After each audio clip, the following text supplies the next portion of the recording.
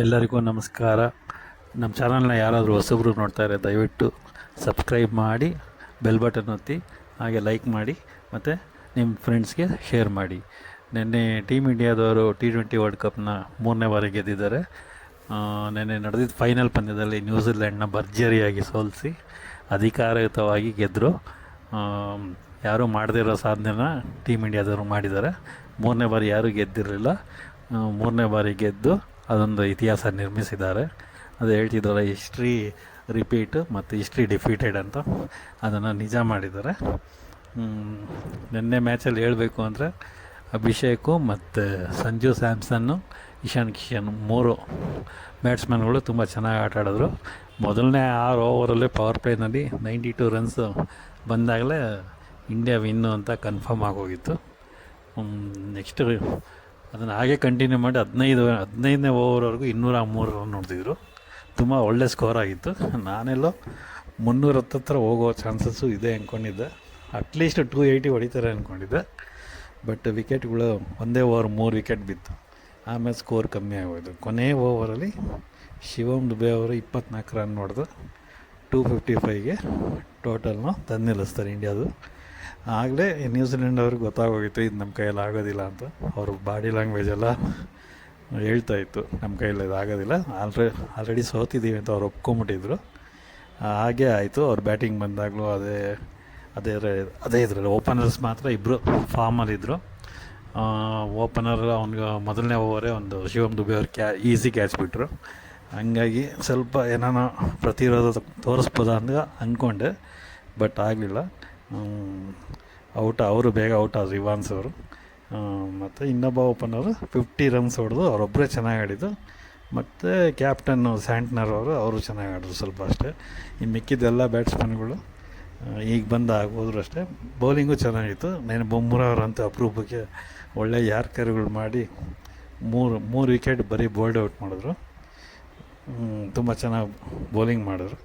ಈಸಿಯಾಗಿ ಗೆದ್ದರು ಇಂಡಿಯಾದವರು.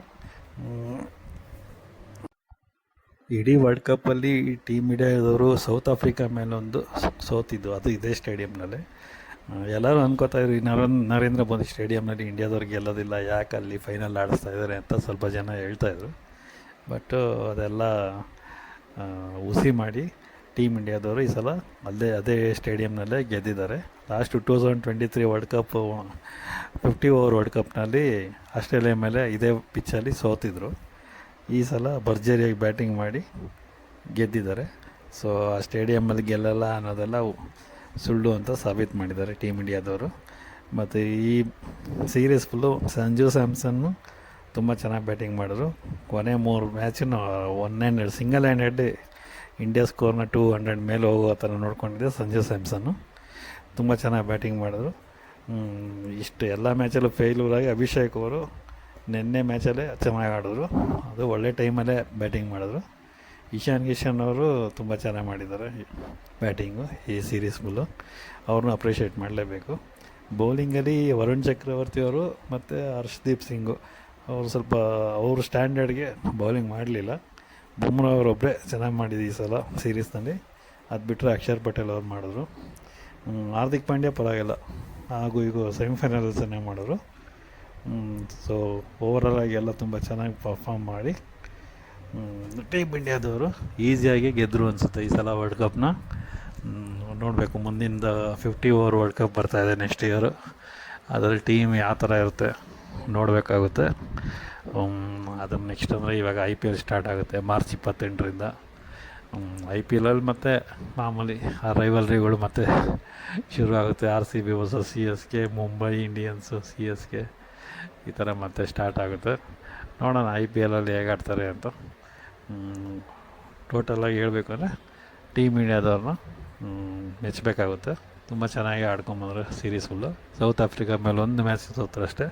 ಇನ್ನೆಲ್ಲ ಮ್ಯಾಚು ಈಸಿಯಾಗಿ ಗೆದ್ದಿದ್ದಾರೆ, ಯಾವುದೂ ಕಷ್ಟಪಟ್ಟಂಗೆ ಗೆದ್ದಿಲ್ಲ.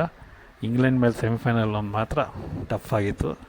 ಅದು ತುಂಬ ಆ ಮ್ಯಾಚ್ ಅಂತೂ ತುಂಬ ರೋಚಕವಾಗಿತ್ತು. ಸೊ ಟೀಮ್ ಇಂಡಿಯಾದವ್ರಿಗೆ ವಿಶಸ್ ಮಾಡ್ತಾ ಹೀಗೆ ಗೆಲ್ತಾ ಇರಲಿ ಅಂತ ವಿಶ್ ಮಾಡ್ತೀನಿ. ಹಾಗೆ ನಮ್ಮ ಚಾನಲ್ ಯಾರಾದ್ರು ಹೊಸಬ್ರು ನೋಡ್ತಾರೆ ದಯವಿಟ್ಟು ಸಬ್ಸ್ಕ್ರೈಬ್ ಮಾಡಿ, ಬೆಲ್ ಬಟನ್ ಒತ್ತಿ ಆಲ್ ಅಂತ ಸೆಲೆಕ್ಟ್ ಮಾಡಿ. ನನ್ನ ಮುಂದಿನ ವೀಡಿಯೋಗಳೆಲ್ಲ ನಿಮಗೆ ಬೇಗ ಸಿಗುತ್ತೆ. ಧನ್ಯವಾದಗಳು.